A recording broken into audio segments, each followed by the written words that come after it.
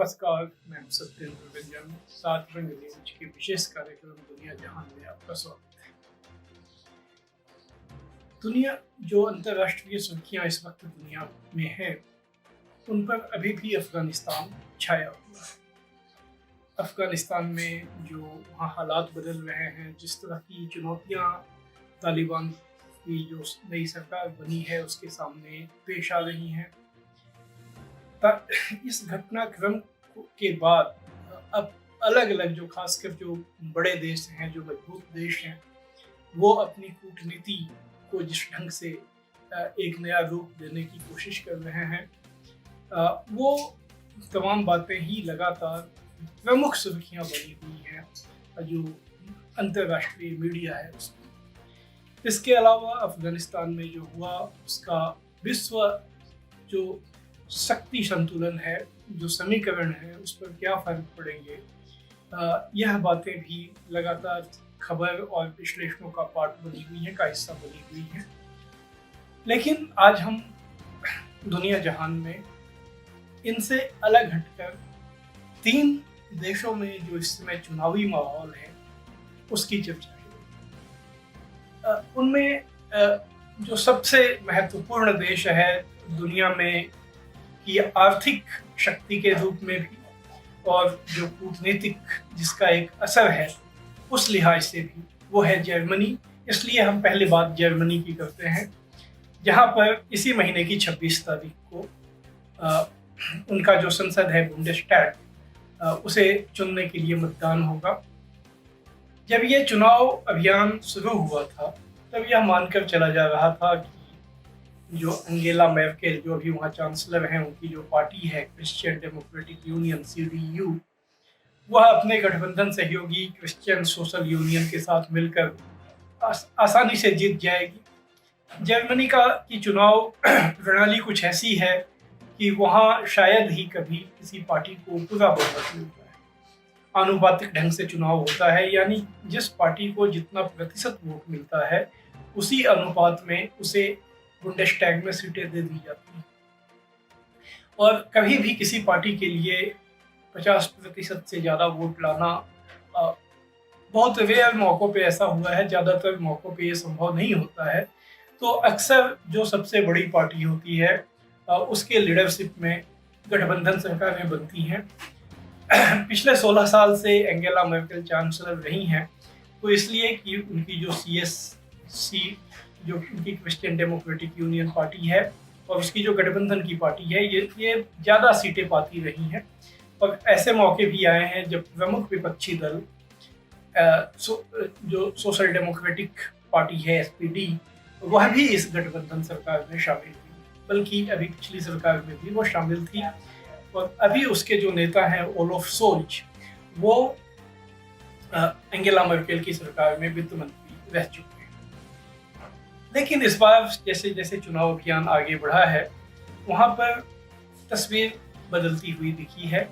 और जो Olaf Scholz के नेतृत्व में SPD है, उसकी बढ़त लगातार आगे ज़्यादा होती जा रही है। उसकी जो खाई है, उसका जो फासला है CDU से, वो बढ़ता जा रहा है। और अब तो ये इसमें लगभग 5% तक का फासला हो गया है वोटों का। तो इसलिए यह माना जा रहा है कि इस बार मुमकिन है कि 16 साल के बाद SPD की सरकार बने होगा। SPD दुनिया की सबसे पुरानी पार्टियों में से एक है। लेकिन जब यह संभावना बनी है तो एंगेला मेर्केल ने अभी 2 दिन पहले बुंडेस्टैग में अपना आखिरी भाषण दिया चांसलर के रूप में।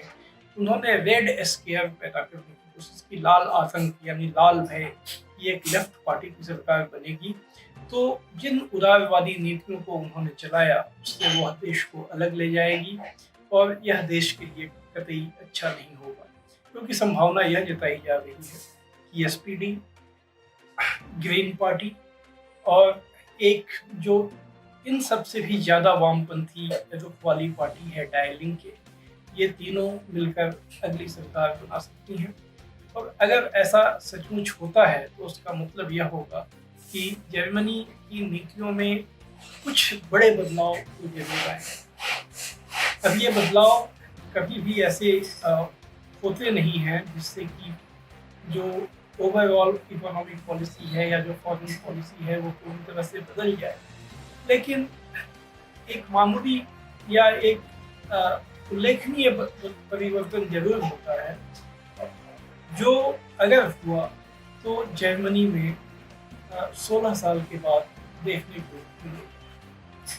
अब हम जिस दूसरे देश पर अपना ध्यान केंद्रित करना चाहते हैं उसमें, हालांकि वो देश छोटा है, उसका बहुत ज़्यादा अंतर्राष्ट्रीय कूटनीति पर महत्व नहीं होता है, लेकिन भारत के लिए वो एक दिलचस्पी का देश है, इसलिए कि वहाँ पर बड़ी संख्या में भारत के लोग हैं, खासकर सिख समुदाय के लोग हैं, और ये देश है कनाडा।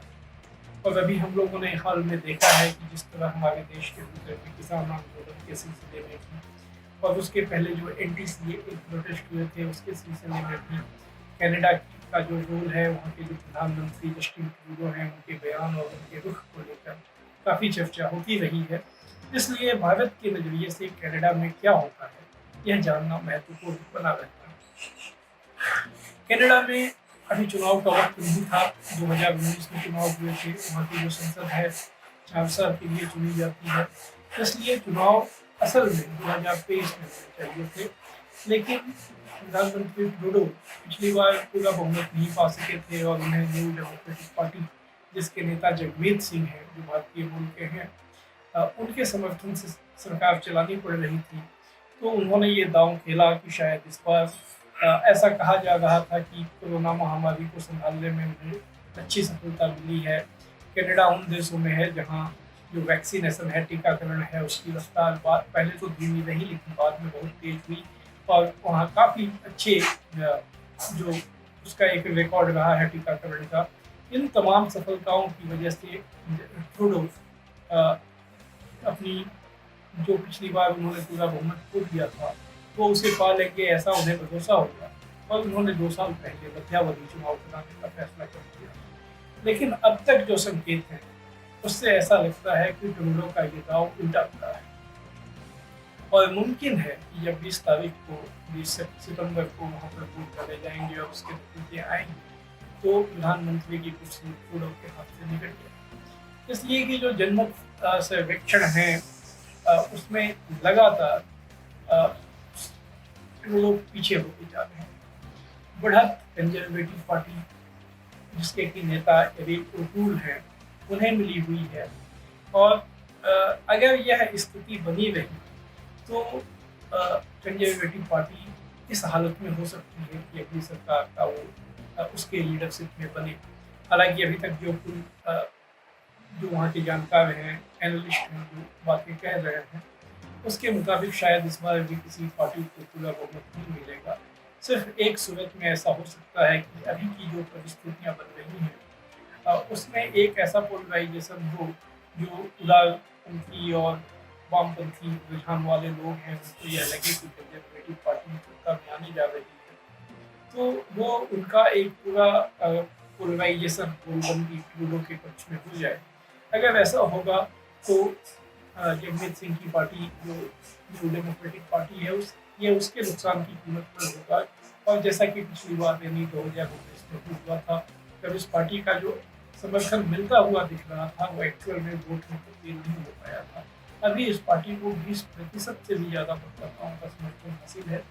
ये अकेली पार्टी है जो वामपंथी रुझान है। जो ट्रूडो की लिबरल पार्टी है वो एक बहुत उदार किस्म की नियो लिबरल इकोनॉमी में यकीन करने वाली पार्टी है। कंजर्वेटिव पार्टी उससे भी ज़्यादा दक्षिणपंथी रुझान वाली पार्टी है। बाकी कुछ क्षेत्रीय पार्टियां हैं, ग्रीन पार्टी भी है लेकिन वो काफ़ी छोटी है, उसका ज़्यादा समर्थन नहीं है। ऐसे में जो वाम अगर सरकार के नीतियों को प्रभावित करने के लिए वामपंथ की तरफ से कोई पार्टी सक्षम होती है या ताकत रहती है तो वो न्यू डेमोक्रेटिक पार्टी है। अब ये देखने की बात होगी कि क्या चुनाव परिणाम ऐसे आते हैं कि एक बार फिर NDP के समर्थन से ट्रूडो सरकार बनाते हैं, या इन दोनों पार्टियों के हाथ से बाजी निकल जाती है और कंजर्वेटिव पार्टी को एक लंबे समय के बाद यानी 6 साल के बाद देश में वापस। इस वक्त जो देश है जहाँ इसमें चुनावी माहौल है वो लेकिन जापान की व्यवस्था, जो राजनीतिक व्यवस्था है, कुछ ऐसी है कि वहाँ चुनाव देखने में ज़्यादा दिलचस्पी नहीं होती है। इसलिए ये मानकर ही चला चला जाता है कि जो एलडीपी है, लिबरल डेमोक्रेटिक पार्टी, उसकी ही जीत होगी।